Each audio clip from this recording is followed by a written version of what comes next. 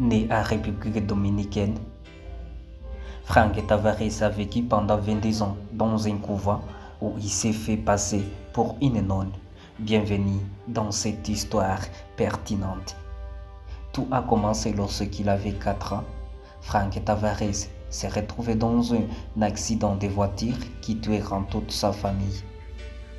Seul survivant, il est envoyé dans un couvent par ses grands-parents trop pauvres pour le prendre en charge.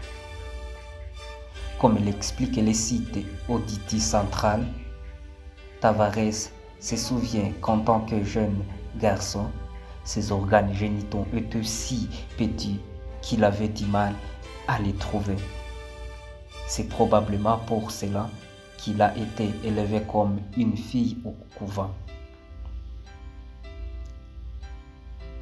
Ce n'est qu'à l'âge de 7 ans que Frank s'est rendu compte qu'il était en réalité un garçon, mais habitué à porter des habits de fille et à vivre parmi les nonnes.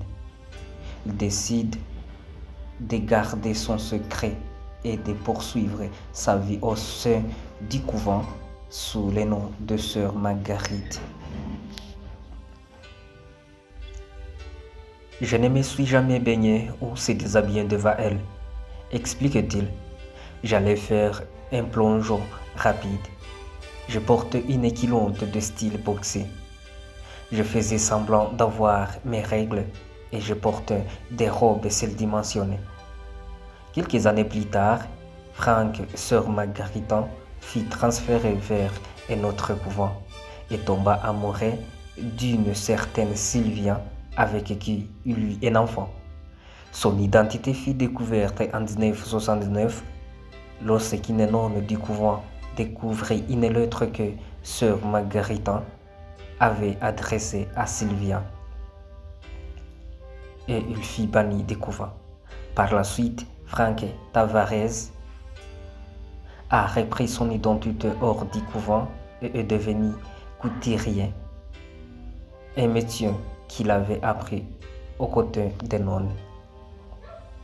Sa relation avec Sylvia s'est terminée rapidement et il partit vivre aux États-Unis avec l'enfant.